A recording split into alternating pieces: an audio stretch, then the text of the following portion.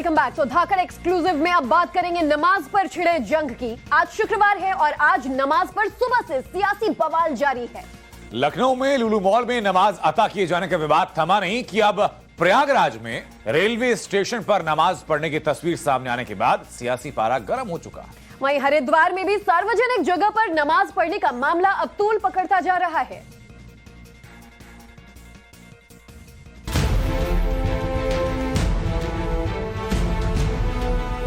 लखनऊ के लुलु मॉल में नमाज पढ़े जाने का विवाद अभी थमा भी नहीं था कि खुले में नमाज पढ़े जाने का नया मामला अब उत्तर प्रदेश के ही प्रयागराज में गर्म हो चला है। पहले आप ये तस्वीर देखिए। ये प्रयागराज के रेलवे स्टेशन का वेटिंग रूम है। गिनती कीजिए, सबसे आगे एक मौलाना है, उनके पीछे 15 के करीब बच्चे हैं जिनका चेहरा नाबालिग होने के कारण हम आपको खुलकर नहीं दिखा सकते, लेकिन ये सभी लोग रेलवे स्टेशन के इसी वेटिंग रूम में नमाज पढ़ रहे हैं। सुनिए, ऐसा करने के बाद जब मौलाना से सवाल पूछा गया तो उन्होंने क्या जवाब दिया।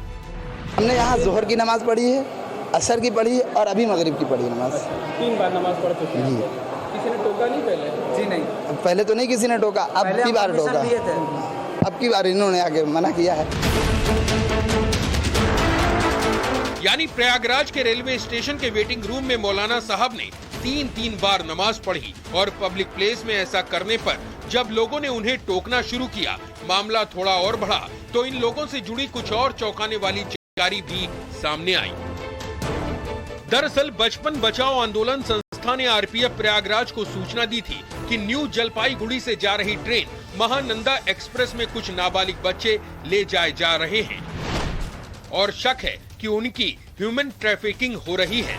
सूचना मिलते ही आरपीएफ ने ट्रेन से 15 नाबालिग बच्चों समेत 6 और लोगों को ट्रेन से नीचे उतार दिया और उन्हें पूछताछ के लिए ले गई। इस दौरान उन्हें प्लेटफॉर्म नंबर 1 के वेटिंग रूम में रखा गया। हालांकि शाम 7 बजे के करीब उन लोगों ने वहीं पब्लिक वेटिंग रूम में नमाज पढ़नी शुरू कर दी।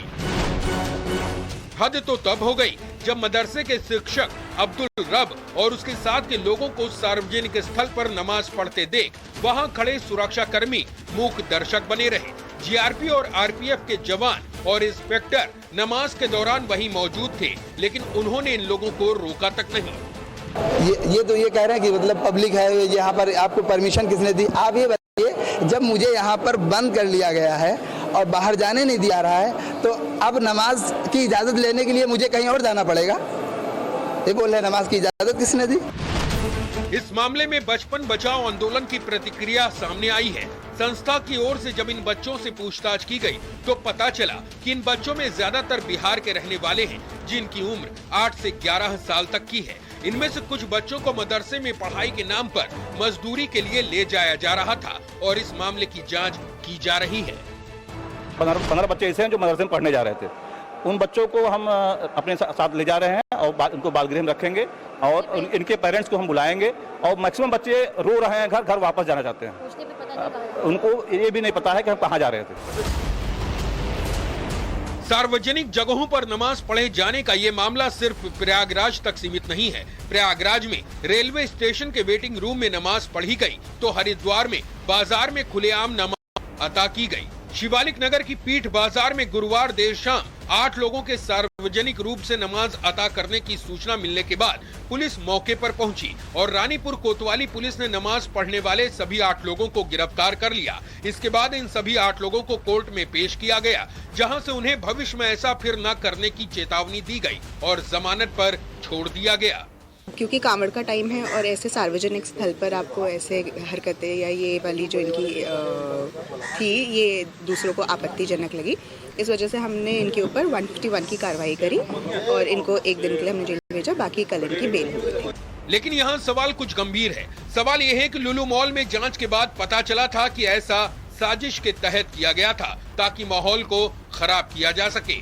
अब प्रयागराज और हरिद्वार से भी पब्लिक प्लेस में बिना मंजूरी के नमाज पढ़े जाने की ऐसी तस्वीर सामने आई है, जो कि इसके इत्तेफाक होने पर ही सवालिया निशान लगा रही है। तो क्या इसकी आशंका है कि यहाँ भी नमाज के बहाने भड़काने की नाकाम कोशिश की गई?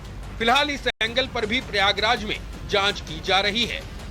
Bureau report, times now, Navbharat.